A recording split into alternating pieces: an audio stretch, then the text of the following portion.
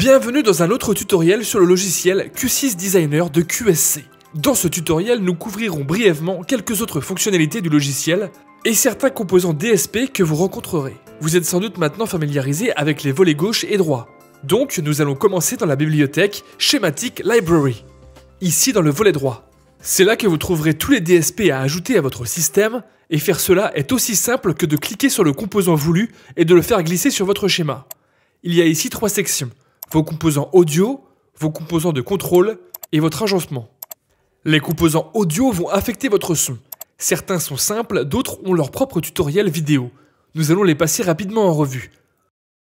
Audio Player est un lecteur audio pour les fichiers MP3 et WAV chargés dans votre corps. Audio Streaming permet de vous connecter à un autre appareil de votre réseau afin d'envoyer ou recevoir un signal de streaming.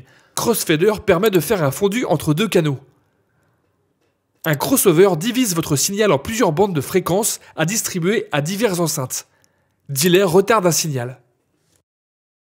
Dynamic se déploie et vous pouvez accéder entre autres à un compresseur, un expandeur, un limiteur de crête, autant d'effets qui vous permettent de jouer sur la dynamique du signal, ainsi que les compensateurs Gate et Continuous Ambient Compensator qui aident à éliminer le bruit ambiant et pour lesquels il existe un tutoriel à part. Nous avons ensuite Effects. Cette section vous propose de nombreux effets courants, des choses telles que Doppler, Echo et Flanger, tous bien sûr personnalisables.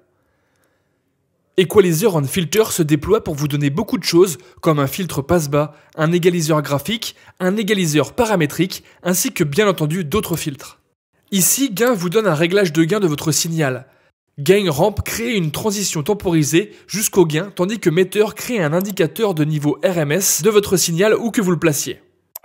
Nous avons 4 mélangeurs dont certains, comme le Gate Automatic Mixer et le Gain Sharing Automatic Mixer, seront couverts par d'autres tutoriels.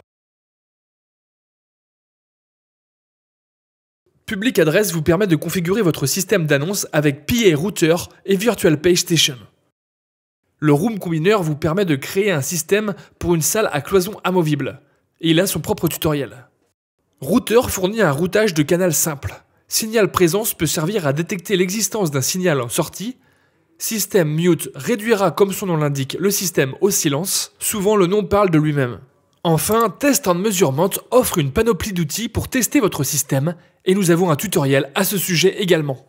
Nous n'allons pas étudier en détail tous ces composants dans ce tutoriel. Nous voulons juste vous montrer où ils se trouvent et le fait qu'ils sont vraiment simples d'emploi, les faire glisser sur votre schéma, les connecter, ouvrir les tableaux de bord, des choses avec lesquelles vous devez être maintenant familiarisé.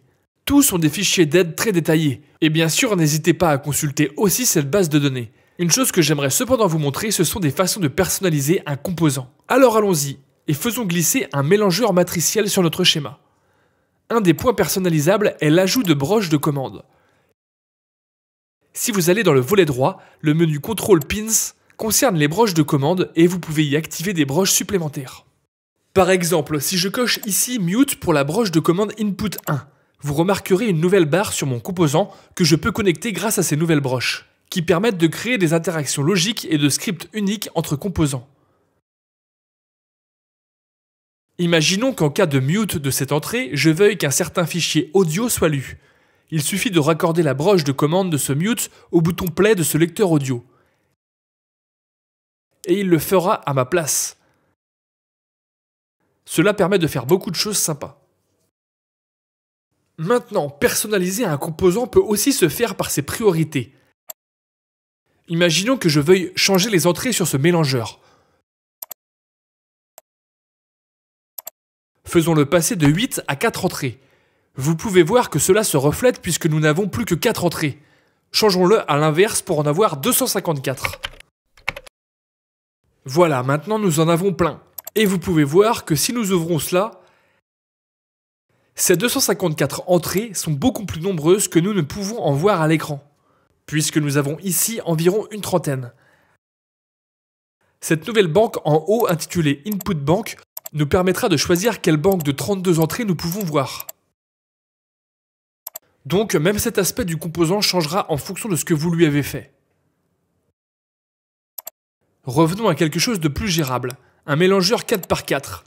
Et disons au revoir à notre banque d'entrées. Autre intervention possible, nous pouvons par exemple donner à ce mélangeur un aspect totalement différent. Allons sur ce paramètre 2D Matrix Planner et sélectionnons Yes. La représentation visuelle de ce composant est maintenant totalement différente. Et je vais vous la montrer. Je dois passer en mode d'émulation en pressant F6. Maintenant, ce mélangeur n'est plus contrôlé par ses commandes de gain. Et maintenant, quand vous faites glisser votre entrée plus ou moins loin de certaines sorties, cela contrôle son volume.